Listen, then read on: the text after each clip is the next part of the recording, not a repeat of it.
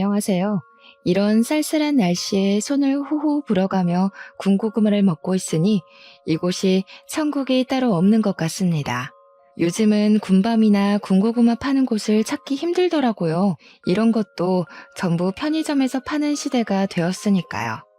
길거리에서 파는 건 추운 겨울에 기다려 먹는 재미가 있었는데 조금 아쉽습니다. 제 소개를 먼저 하자면 저는 나이 40대의 돌싱입니다.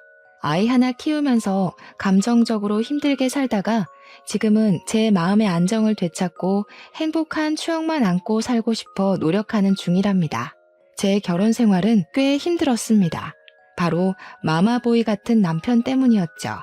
지금은 그 마마보이 다시 마마님께 반품하고 어느 정도 회복을 마친 상태랍니다. 그런 제 이야기를 한번 시작해 보겠습니다. 끝까지 들어주시면 고맙겠습니다. 저는 어릴 때 참 힘들게 살았습니다. 다른 것보다도 제가 초등학생일 때 지게차를 운전하시던 우리 아버지께서 일을 하던 중에 차량이 전복되는 사고로 다리 한쪽을 못 쓰게 되었기 때문입니다.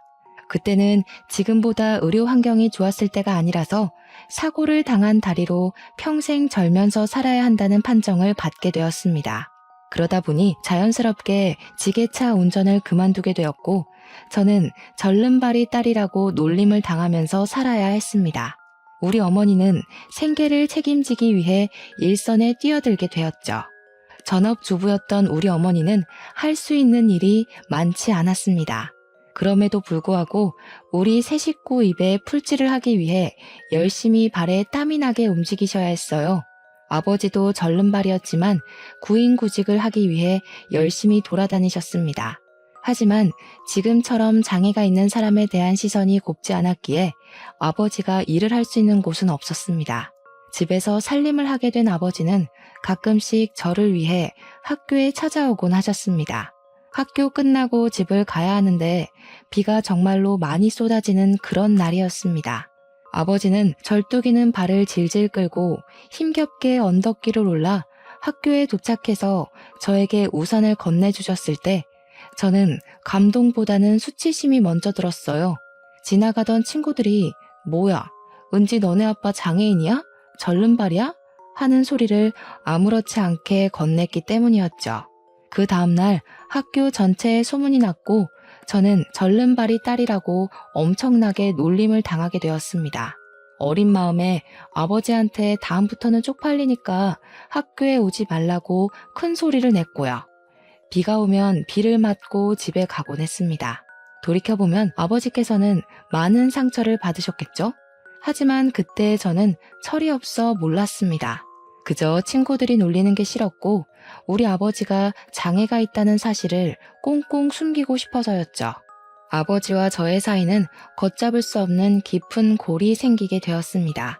커서는 물론 무척 후회하고 죄송스러웠죠. 아버지한테 그랬으면 안 되는 것이었는데요. 저의 이런 엇나가는 마음과 달리 아버지는 저를 늘 사랑해 주시고 아껴 주셨습니다. 어린 마음에 저는 그게 더 부담스럽기도 했어요. 제가 중학생이 되었을 때는 사춘기까지 겹쳐 아버지께 더 많은 화풀이를 하곤 했습니다. 학교에서 친구랑 싸우고 돌아오면 그게 다 아빠가 절름발이어서 장애가 있어서 친구들이 나를 우습게 보고 그런 것 같았고 성적이 떨어져도 아버지 때문에 신경 쓰여서 그런 것 같다는 생각이 들었어요. 제가 점점 마음의 문을 닫으니까 아버지한테 잘해야겠다, 오해를 풀고 화해해야겠다 하는 그런 생각이 점점 멀어지더라고요. 우리 어머니는 그런 내 마음도 모르고 늘 아빠한테 잘해야 된다면서 아버지 수발을 들게 했습니다. 나이도 어리고 사춘기까지 온 자식이 누가 병든 아버지 수발을 들고 싶겠습니까? 그때 저는 너무너무 싫었습니다. 그렇게 중고등학생 시절을 보낸 뒤 대학을 가게 되었는데 자취를 할 수 있는 형편이 아니어서 통학을 하게 되었습니다. 정말 1시간 반 거리의 학교를 다니면서 틈틈이 아르바이트를 하고 돈을 모아야 했기에 정말 더더욱 피곤하고 힘들었죠. 어렵사리 대학을 졸업하고 나서 열심히 취업 준비를 한 결과 목표하던 회사에서 합격 통보를 받았습니다. 저는 정말 하늘이 떠나가라 소리를 질렀죠. 기분이 너무 좋았습니다. 꽤 괜찮은 식품 기업이었고 중견 기업이라 회사 복지도 참 좋았어요. 가끔 가다가 냉동 만두를 박스로 챙겨주곤 했는데 우리 가족은 그 만두를 참 좋아했었거든요. 거기다가 식품도 전부 할인이 되고 가게에 도움이 돼 정말 행복했답니다. 냉동 만두를 한 박스 들고 오는 날은 주변 집들까지 전부 만두 굽는 냄새가 진동했을 정도였습니다. 그런 저에게 28살쯤 회사 동료의 주선으로 소개팅이 들어오게 되었어요. 사는 게 바쁘고 힘들고 집안을 여러모로 돌봐야 했기에 연애 같은 건 꿈도 꾸지 않았습니다. 하지만 소개팅이 떡하니 들어오니까 설레더라고요. 소개팅 당일에는 준비도 철저히 해서 나갔습니다. 소개팅남은 생각보다 멀끔하고 진중한 성격인 것 같더라고요. 뭐 하나를 해도 고민을 많이 하는 성격이었죠. 누가 보면 우유부단하다고 생각할지도 모르겠지만 저는 진중해 보여서 마음에 들었습니다. 그렇게 연애를 시작했고 연애의 끝은 역시 결혼이 아니겠습니까? 저에게 만난 지 6개월 만에 프로포즈를 했을 땐 솔직히 많이 놀랐습니다. 하지만 저에게는 첫 연애였고 제 눈에 콩깍지가 심하게 쓰여 있을 때라 너무나도 그 프로포즈가 좋았어요. 이 사람도 나만큼이나 나를 원하는구나 싶어서 같은 마음, 같은 하늘을 걸어간다는 느낌이 들었달까요? 하지만 걱정도 물론 됐습니다. 제가 취업한 지 3년 차였기에 모은 돈이 많지 않았거든요. 거기다가 제가 집에 생활비까지 일부 지원하고 있었기 때문에 돈이 거의 없다고 해도 무방할 정도였어요. 그래서 제가 예비 신랑에게 모든 걸 털어놓았을 때 예비 신랑은 저에게 그런 걱정 같은 건 하지 말라고 저를 다독여줬습니다. 자기한테는 청약으로 당첨된 아파트가 있어서 신혼집 걱정이 전혀 없고 혼수도 비싸고 좋은 거 필요 없다고 했어요. 저는 그런 예비 신랑의 말에 자신감을 가지고 결혼 준비를 시작했습니다. 그런데 아무 문제가 없는 것이 아니었습니다. 바로 남편의 홀어머니, 즉 시모가 문제였던 거죠. 처음 인사드리러 간 날은 제가 긴장도 많이 했고 잘 보이고 싶었는데 시모한테는 만만한 이미지를 심어줬던 것 같습니다. 그날 저한테 정말 취조하듯이 하나하나 다 캐물어 보셨거든요. 제가 진땀이 줄줄 흐를 정도였고요. 인터넷 사연에서만 보던 그런 사람이 나타난 거였죠. 대학은 어디 나왔냐, 부모님은 뭐 하시냐 하시길래 어머니는 마트에서 일하시고 아버지는 집에 계신다고 했죠. 그러니까 그 집 남자도 하는 게 전혀 없네 하시면서 혀를 차시더라고요. 그래서 그게 아니라 사고로 한쪽 다리를 절게 되어서 일을 못 하시는 거라고 솔직하게 말씀을 드렸습니다. 그러니까 시모될 사람이 저한테 사고 보상금은 받았니? 집에 현금 좀 있어? 하는 겁니다. 제가 그 말을 받아쳤어야 했는데 그놈의 첫 만남이 뭔지 제가 바짝 얼어서 아무 말도 못하고 말았어요. 예비 신랑이 뭘 그런 걸 물어보고 있냐고 예비 시모를 타박하고 나서야 정신이 제대로 들었을 정도였으니까요. 예비 시모는 거기서 멈추지 않고 이런 거 하나하나 다 알아야 하는 거라면서 현금이 얼마나 있는지가 제일 중요하다 했죠. 그래서 그때가 무척 과거이고 일하다가 난 사고라 보상금은 못 받았다. 생활비도 제가 보태고 있는 상황이라고 솔직하게 말했습니다. 그러니까 눈에 쌍심지를 켜고는 설마 결혼해서도 생활비 보태는 거 아니지? 우리 아들 뼈 빠지게 번 돈 그런 데다가 쓰는 거 절대 반대라고 하시더라고요. 그래서 저도 웃으면서 나름 반격을 시도했죠. 저도 나름 직장 다니면서 돈 벌고 있는데요. 제가 번 돈으로 생활비 보태드릴 거니까 너무 걱정하지 마시라고 했어요. 어차피 예비 신랑이랑 이 부부는 다 협의가 이뤄진 상태였고 저도 결혼하고 나서 우리 부부가 얼만큼의 생활비가 필요한지 아직 잘 몰라서 저희 부모님께도 말씀은 드려놨거든요. 이전처럼 생활비를 지원해 드릴 수 없을 것 같으니 모아둔 2천만 원을 드리겠다고. 생활비는 확 줄여서 용돈처럼 드려야 할 것 같다고요. 우리 부모님은 그 부분도 참 미안해 하셨지만 제가 모아둔 돈 드리는 거라고 하니 예비 신랑도 허락을 해줬어요. 결혼하기 전에 모아뒀던 돈이니까 알아서 쓰라고 배려를 해준 거죠. 아무튼 기가 센 예비 시모랑 밥을 먹고 난 뒤 자연스럽게 상견례에 관한 이야기까지 나왔고 바로 날짜를 잡게 되었습니다. 상견례 자리에서 제가 예상한 듯이 우리 부모님은 땀 뻘뻘 흘리면서 기가 센 시모한테 완전히 휘감겨 있더라고요. 시모가 설마 애들 결혼하는데 재 뿌릴 거 아니지 않냐면서 애들 등골 빼먹지 말자고 생활비에 관한 이야기를 못도 박았죠. 남편이 제 손을 콱 잡지 않았으면 벌떡 일어날 뻔했지 뭐예요. 이미 남편이랑은 다 상의가 되었기에 그냥 아무 소리 하지 않고 있었어요. 저희 부모님도 네네 하고 마셨고요. 물론 제 마음은 썩어 문드러지는 것 같았죠. 결혼하고 나서는 절대로 지지 말아야겠다고 다짐했습니다. 제 표정이 점점 굳으니까 예비 신랑이 예비 시모한테 한 소리 하더라고요. 엄마, 교양 없이 행동하지 마세요. 하고요. 그러니까 시모가 피식 웃으면서 교양? 교양? 내가 너 키운다고 얼마나 고생을 했니? 교양이 다 무슨 소용이야? 하시더라고요. 그러니까 우리 어머니께서 자식 하나 제대로 키우기가 참 힘든 거라고 고생 많이 하셨다고 인사치레를 했죠. 그러니까 시모가 깔깔 웃으면서 뭐라는 줄 아세요? 그래도 우리 남편은 죽어서 돈이라도 남기고 갔죠. 그러고 우리 아버지를 쓱 보는데 마치 우리 아버지한테 차라리 죽었어야지 절름발이로 살아남아서 가족들 고생시키네 하는 눈빛이었습니다. 물론 제가 비약적으로 생각하는 걸 수도 있지만 교양 없는 우리 시모라면 저런 속마음을 가지고도 남을 사람이었죠.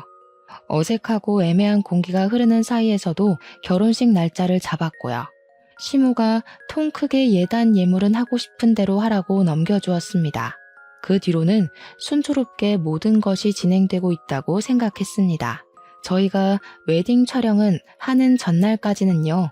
남편과 스튜디오에서 만나기로 했기에 숍에서 화장을 다 마치고 이모님과 스튜디오에 도착을 했는데 글쎄 시모가 스튜디오에 쫓아온 게 아니겠어요. 저는 너무 놀라서 어머님은 웬일이세요? 하니까 자기도 사진을 좀 찍고 싶어서 왔다는 겁니다. 우리가 웨딩 사진 찍는 걸 구경하러 온 줄 알았더니 진짜로 저랑 남편이랑 사진 찍는 가운데에서 같이 사진을 찍자 하시더라고요. 심지어 어디서 조잡한 드레스까지 빌려온 거 있죠? 스튜디오에서도 이게 무슨 광경이냐면서 와 대박이다, 시집살이 뻔하다 이런 소리까지 나오더라고요. 저는 진짜 한 번뿐인 웨딩 사진인데 너무 쪽팔리기도 하고 짜증도 나서 눈물까지 나올 지경이었습니다. 오죽하면 화장을 고쳐주신다고 따라온 이모님께서 대단한 시어머니라고 세댁 너무 슬퍼하지 말고 기죽지 말라면서 저를 달래주시더라고요. 나 참 기가 차서 원. 우리 남편은 그런 시모를 보면서 아무 소리도 못하고 있는데 그게 더 짜증나더라고요. 그래서 시모도 듣는 곳에서 그냥 대놓고 말을 했죠. 누구 웨딩 사진을 찍으러 온 건지 헷갈리네요. 차라리 모자가 사이좋게 사진 찍으시는 게 어때요? 저는 그냥 집에 갈게요. 그러니까 남편이 한다는 소리가 우리 엄마는 결혼 사진도 못 찍고 결혼했다는데 불쌍하잖아. 우리는 다음에 리마인드 웨딩인가? 그런 거 하면 되는 거 아니냐고 나불나불 거리는 거 있죠? 우리 둘이 찍어야 할 사진에 시모가 하나하나 낀 것도 모자라서 남편이랑 둘이서 사진 찍는 걸 뻔히 봤는데 리마인드 웨딩이라고 안 따라올 사람인가 싶더라고요. 그래서 그냥 웃는 얼굴로 말했어요. 그러지 말고 그냥 어머님이랑 평생 사는 건 어때? 나랑 단둘이 사진 하나 못 찍으면서 어머니랑 어떻게 떨어져 살으려고.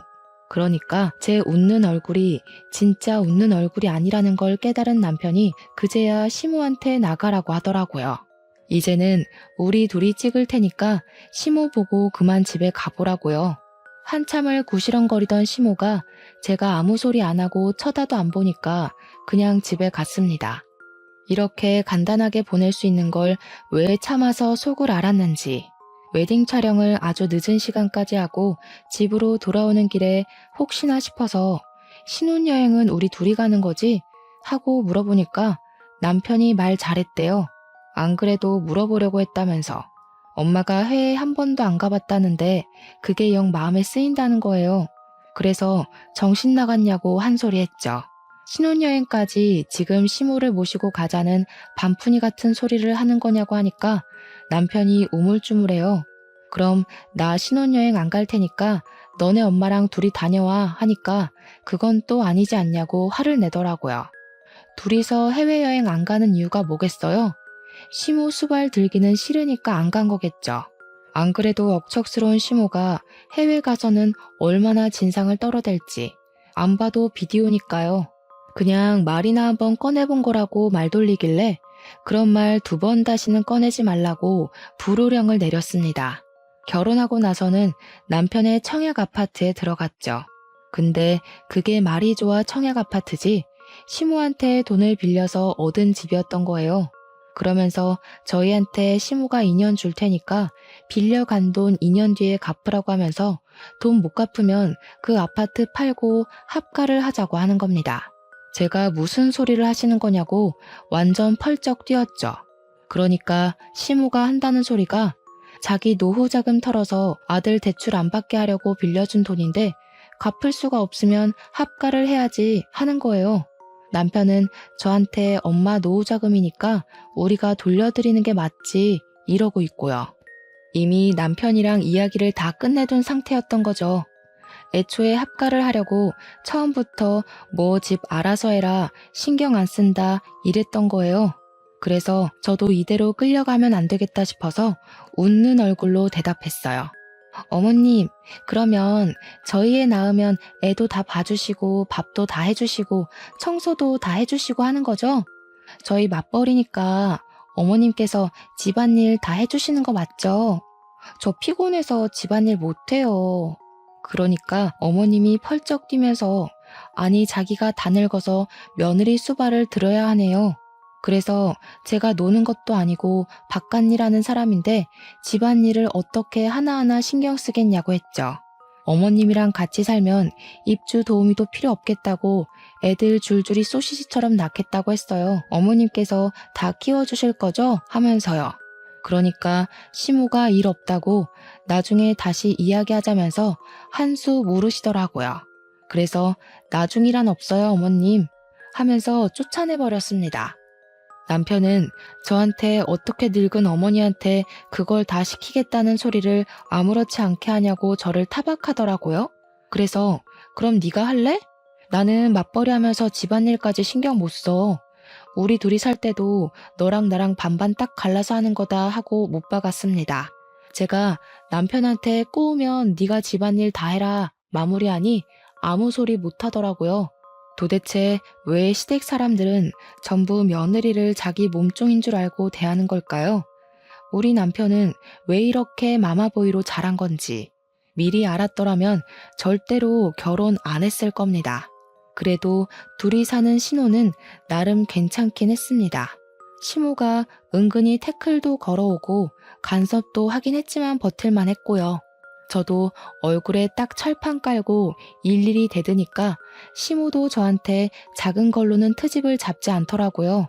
시모가 불쑥불쑥 찾아오지 못하게 애초에 비밀번호를 알려주지도 않았고 남편이 몰래 알려주면 비밀번호를 바꿔버렸어요. 하루는 남편한테도 비밀번호를 알려주지 않았더니 문 밖에서 벌벌 떨고 있더라고요. 2번 다시는 비밀번호 알려주지 않기로 약속하고는 집으로 들어오라고 문을 열어주었죠. 신혼 2년을 보내고 시모가 무슨 일수 받으러 온 사람처럼 저에게 노후 자금을 돌려달라고 당당하게 말을 하더라고요. 남편은 귀를 후비적거리고 있고 제가 정확하게 금액이 얼마냐고 물어보니까 3억이래요. 3억이 네 집 개 이름도 아니고 2년 동안 모아봐야 얼마나 모았겠어요? 당장이라도 합가할 기세로 나오는데 저도 지고 싶지 않았죠. 그래서 대출 받아서 드릴게요 했습니다. 그러니까 남편도 시모도 펄쩍 뛰는 거예요. 무슨 대출까지 받아서 주냐고. 그냥 합가하는 게 편하지 않겠냐고요. 도대체 합가 못해서 죽은 귀신이라도 들러붙은 건지 제가 죽어도 같이는 못 살겠으니까 그냥 대출 받아서 드린다고요. 하고 대놓고 이야기하니까 시모가 부들부들 떠는 거예요. 저한테 더 우길 수도 없고 합가도 못하게 생겼으니까 생떼를 쓰면서 자기 한마디면 너 이혼녀 만들 수 있는데 참고 있는 거라고. 예쁘다 예쁘다 해줄 때 더 이상 기어오르지 말라고 하는데 남편도 사색이 돼서 엄마 하고 부르더라고요. 참나, 누가 무서운 줄 아나. 제가 아무 소리 안 하고 귀만 후비적거리면서 파고 있으니까 시모가 막 소리를 질렀어요. 한 번만 더 지켜볼 테니까 그런 줄 알고 조용히 있으래요. 그 뒤로는 뭐 더 하면 더 했지 절대로 덜 하지는 않았습니다. 합가를 못한 게 그리 억울했는지 시모가 시킨 건지 몰라도 남편이 저녁마다 전화해서는 엄마 밥 먹었어? 우리는 이제 밥 먹어 이러면서 오늘 반찬이 뭔지 일일이 말하고 있더라고요. 그러면 시모가 한 30분쯤 지난 뒤에 저한테 전화가 오더니 어묵볶음 간장에 졸인 게 맞냐? 미역국에는 소고기보단 굴을 넣고 해야 우리 아들이 좋아한다. 굴은 오래 끓여야 탈이 안 나는 거라면서 일일이 훈수를 두는데 하루 이틀이면 몰라도 매일같이 저러니까 돌겠더라고요. 그날도 반찬 만드는 걸로 한 소리 하려고 하시길래 제가 먼저 선수를 쳤습니다. 어머님, 그러지 마시고 반찬이랑 국 좀 만들어서 집으로 보내주세요.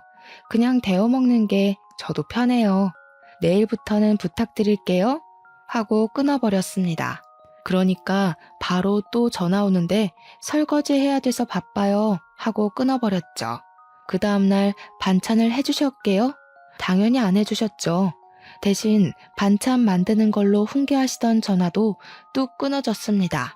주말이면 불러내서 오랜만에 얼굴 보자 하시는데 매주 보는 게 무슨 오랜만인지. 남편이랑 데이트하기로 했어요. 하고 피하고 제가 몸이 좀 안 좋아서요. 남편이랑 둘이 보세요. 하고 피했죠. 시모가 솔직히 자기 아들 보고 싶은 것도 있겠지만 저한테 잔소리하고 괴롭히고 싶어서 만나자는 소리로 들렸거든요. 속으로 그럴 거면 둘이 살지 왜 나랑 결혼해서 날 피곤하게 하나 하는 생각도 물론 들었죠. 하루는 장문으로 저한테 문자 메시지가 온 거예요. 우리 아들 옆에서 내조 잘하고 몸 관리 잘하고 있는 거 맞니? 임신은 왜 안 하니? 너 살쪄서 애가 안 생기는 거 아니니? 살 좀 빼라. 매일같이 몇 걸음 걸었는지 운동 몇 시간 했는지 나한테 보고하렴. 그래서 저도 최대한 예의를 갖추어서 답장을 보냈습니다. 회사 일하면서 저녁에 밥하고 빨래하고 하면 운동할 시간이 없네요. 아무리 남편이 가사를 좀 도와준다고 해도 전적으로 맡아주지 않는 이상 어렵겠어요. 남편한테 집안일 하라고 하고 저는 운동 다닐게요. 그러니까 바로 시모한테 전화가 오더라고요. 꼴릴 거 없어서 받았죠. 얘, 너 미쳤니? 우리 아들한테 집안일을 시키긴 왜 시킨다는 거야? 너 이혼당하고 싶어서 아주 수를 쓰는구나. 어머님 때문에 정말 이혼하고 싶네요. 누구는 뭐 이혼 안 하고 싶어서 가만히 있는 줄 아세요? 그렇게 귀한 아드님 보듬고 살 거면 결혼을 시키지 말았어야지. 결혼을 왜 시켜서 이러세요? 노총각 걷어준 거 고마운 줄 모르고 뻔뻔하긴 이 못돼 처먹은 아줌마 같으니라고. 다시 한 번 더 이혼하네 뭐네 하면 나도 가만 안 있어. 시모가 너 정신 나간 거야 뭐야? 야 이년아 하는데 전화 그냥 끊고 전원도 꺼버렸어요. 솔직히 이혼하고 싶은 마음이야 굴뚝같이 있었죠. 제가 친정에 이야기를 안 해본 것도 아니었어요. 그런데 친정엄마가 말리더라고요. 친정이 든든한 것도 아닌데 이혼까지 해서 낙인까지 찍히면 누가 절 데리고 가겠냐고요. 재혼이나 하겠냐면서 아직 살아본 지 얼마 안 됐으니까 버텨보라고 하는데 정말 가난이 죄구나 싶었습니다. 몇 개월을 고민하다가 결국에는 각방을 쓰자고 남편한테 이야기를 했어요. 그제야 시모한테 전화하는 것도 줄이고 연락도 못 오게 해주겠대요. 물론 그 약속은 한 달이 채 가지 않았습니다. 처음에는 집안일 도와주고 저랑 대화도 좀 하고 예전처럼 돌아오는 것 같더니 다시 아나무인 태도로 돌아가더라고요.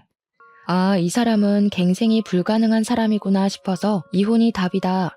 친정에 비비지 못하더라도 홀로 서기를 해보자 하고 결심했습니다.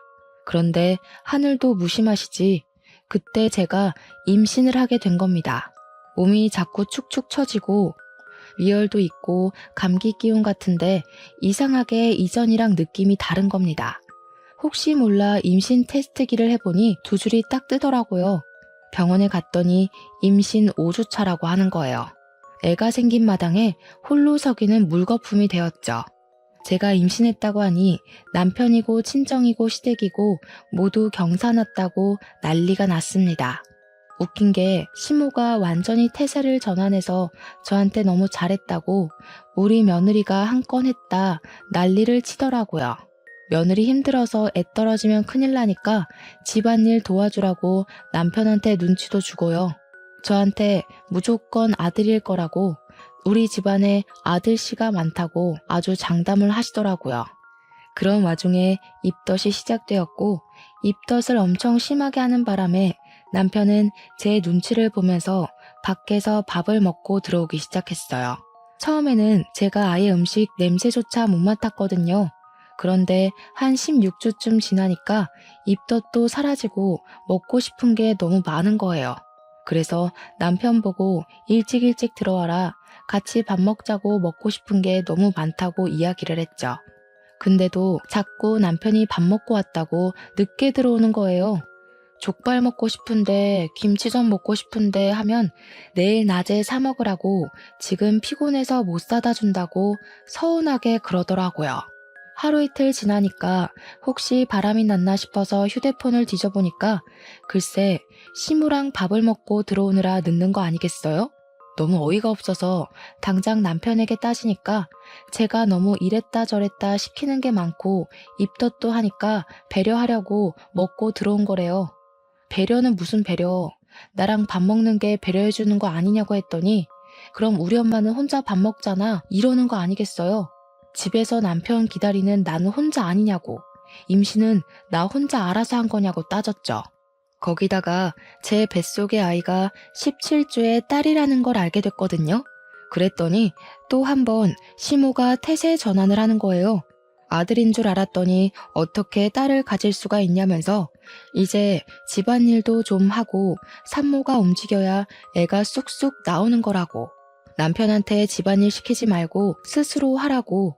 나중에 애 낳고 어떻게 살림하려고 하는 거냐며 제 바가지를 긁었습니다. 와, 저는 뱃속의 아이 때문에 잠도 제대로 못 자는데 코 골면서 자는 주제에 손 하나 까딱 안 하는 남편이 너무 미웠어요. 그래서 저도 남편한테 아예 반기를 들었죠. 당신 좀 앉아봐. 임신, 출산, 육아는 나 혼자 하는 거야? 그런 거면 나도 정당한 대가를 받아야겠어. 아이에 대한 책임은 반반인데 임신도 출산도 다 나 혼자 하니까 불공평해. 임신 기간, 출산의 위험수당까지 계산해서 최저시급이랑 주휴수당 계산해서 줘. 그러니까 남편이 펄쩍 뛰는 겁니다. 저는 아직 말이 끝나지 않았다고 혼자 죽을 것 같은 고통 참고 애 낳아야 하고 며칠간 몸조리 해야 되고 수유도 해야 되고 시터 비용, 출산 비용, 산후조리 비용 다 대라고 했더니 기가 막힌다고 하더라고요. 내가 고통받는 만큼 너는 돈으로 계산하라고 했더니 저한테 네 약이면서 왜 자기한테 돈 내라고 하는 겁니다. 내 약이면 당신은 친권, 양육권 다 포기한다는 소리지? 그러니까 또 뭐 시모한테 봐달라고 하면 된다. 어린이집 보내면 되지 않냐 하는데 어린이집 대기번호 받는 게 얼마나 힘든 건지 모르나 보더라고요. 자기한테 뭘 바라길래 이런 소리를 하냐고 물어서 그냥 제가 말한 대로 다 해달라고 했어요. 네가 집안일을 했으면 얼마나 했냐고요. 너네 엄마도 집안일 시키지 말라고 하는데 가사 도우미 쓰겠다고 하니까 한숨만 푹푹 쉬더라고요. 저한테 육아휴직 내면 외벌이인데 생각이 있냐고 없냐고 따지더라고요. 그날 이후로 냉전이 시작되었고 저는 남편과 대화조차 하지 않는 상태로 딸아이를 출산했습니다. 산후조리원까지는 남편이 돈을 내줘서 갔는데 시모가 딸 낳은 주제에 조리원에 들어간다고 한 소리 하대요. 세상에, 아들 낳아야지만 조리원에 갈 수 있는 법이라도 있는 건지. 제가 어이가 없어서 아들이든 딸이든 핏줄 낳은 건데 뭐가 그렇게 문제라고 몸조리도 못하게 하는 거냐고 따졌습니다. 아들, 딸 차별하는 인터넷에서 보던 막장 시모냐고 되물었더니 저한테 우리 아들 밥 못 챙겨 먹을까 싶어서 그런 거다 하시더라고요. 조리원에서 남편 밥 다 주는데 뭐가 문제냐고 하니까 이번에는 우리 아들 잠자리 바뀌면 고생해서 그런 거래요. 아니, 당신 아들 코 골면서 잘만 자던데. 제가 병원에 입원했을 때도 내내 코 골고 자고 있어서 간호사가 눈치까지 줬었거든요. 어머님, 잠자리 바뀌면 못 잔다던 사람이 코를 너무 골아서 간호사도 눈치 줬어요.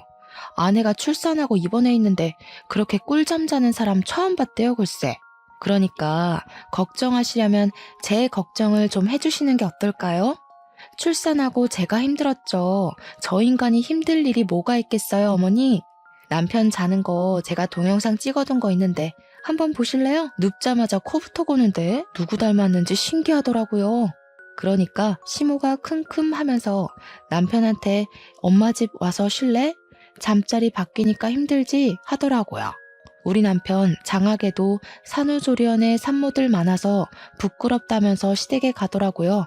다른 집은 남편이 수유도 도와주고 유축도 도와준다던데 저는 혼자서 낑낑거리면서 하고 있었죠. 우리 남편은 다른 남편들이 아기 보느라 정신없을 때 시무랑 둘이 와서 면회 시간에만 쓱 보고 가더라고요. 저한테 애 얼굴이 왜 이렇게 빨간색이냐며 원숭이 같다고 하는데 시모는 제 얼굴 한번 보고 딸아이 얼굴 한번 보더니 성형수술비 좀 많이 나가겠네 하더라고요. 누가 봐도 남편 판박이죠? 자세히 보니까 어머님도 좀 닮았는데 어머님 유전자인 것 같으니까 수술비 적금 꼭 들어주세요. 그랬더니 둘 다 똥 씹은 표정으로 나가더라고요. 그렇게 조리원에서 퇴소하고 나서부터 진짜 육아전쟁이 시작되었습니다. 시모가 도와주면 된다고 호언장담을 하던 남편의 말과 달리 시모는 단 한 번도 도와주러 오지 않았고요. 친정에 이야기했더니 엄마가 와서 도와주시겠다고 하더라고요. 아빠도 와보고 싶어 하셨지만 다리가 불편해서 오래 움직일 수 없어서 못 오신다고 했어요. 친정 찬스로 그래도 밤에 잠은 자면서 아이를 케어했는데 엄마가 일을 하시니까 언제까지 도와주실 수가 없었어요. 그중에서 새벽 수유가 정말 힘들었는데 전몸살까지 겹치는 바람에 남편에게 도와달라고 낑낑거리면서 이야기를 했죠. 유축해놓은 거 데워서 먹여만 주라고 너무 아파서 못하겠다고 하니까 무슨 애엄마가 엄살이 그렇게 심하냐고 타박을 하는 겁니다. 내일 출근해야 하는데 지금 잠 깨면 어떻게 자라고 하는 거냐고 그 말에 너무 서러워서 제가 소리를 쳤어요. 내가 밖에서 애 낳아왔어? 네 딸인데 어떻게 그런 식으로 말을 할 수가 있어? 네가 애한테 해준 게 뭐야? 목욕 한번 씻겨준 적 없는 사람이 저러니까 화나서 소리를 쳤더니 그 새벽에 시모한테 스피커폰으로 전화를 걸대요. 엄마가 와서 좀 도와줘. 나보고 애 젖을 먹이라 하잖아. 그게 뭔 소리냐? 우리 아들이 젖이 나와 뭐가 나와? 그래서 저도 전화기에 대고 소리를 꽥 질렀습니다. 유축해놓은 거 먹여달라 하는데 그게 뭐가 문제예요? 그거 하나 못할 거면 애는 왜 낳았어?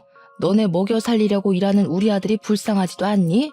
아들, 자는데 자꾸 피곤하게 굴면 우리 집 와서 자고 출근해. 남편이 전화를 뚝 끊더니 우리 엄마 말 들었지? 이러면서 의기양양하게 굴더라고요. 그 말에 너무 열이 뻗쳐서 그 새벽에 전몸살로 퉁퉁 부은 몸을 이끌고 짐을 싸서 친정으로 갔습니다. 남편이 짐 싸는 저를 보면서 너 뭐하냐? 하는데 꺼지라고 너랑은 못 살겠다고 했어요. 네 입으로 네 자식이라고 한 내 자식 데리고 나갈 테니까 너는 아빠 노릇 할 생각도 하지 말고 권리도 찾으려고 하지 마. 황당해하고 있는 남편 놈을 뒤로하고 택시 잡아서 친정으로 울면서 갔죠. 제가 엉엉 우니까 엄마도 아빠도 놀래서 이게 무슨 꼴이냐고 그 새벽에 잠옷바람으로 달려 나오셨어요. 시모가 나한테 이혼당하고 싶냐고 막말한 거, 남편이 마마보이라는 거 죄다 일러바치니까 엄마도 아빠도 황당해 하셨습니다. 엄마가 그 정도였냐고 하는데 제가 그냥 참고 살라며 하며 빽 소리를 질렀죠. 아빠는 엄마한테 한 소리 했어요. 우리 딸이 최우선이지 어떻게 딸한테 참고 살라고 할 수가 있냐며 온 가족이 서로에게 미안하다고 이야기하면서 그날 밤 오래간만에 푹 잠을 잤습니다. 다음날 날이 밝자마자 시모가 저한테 전화를 해서는 어디냐고 집 나갔다면서 하고 묻더라고요.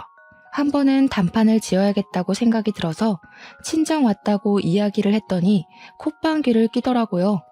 뭘 잘했다고 거기 가서 앉아있냐고, 남편 흉보고 다니는 거 아니냐, 이혼당하고 싶냐, 또 똑같은 레퍼토리로 저를 싸잡아서 혼내더라고요.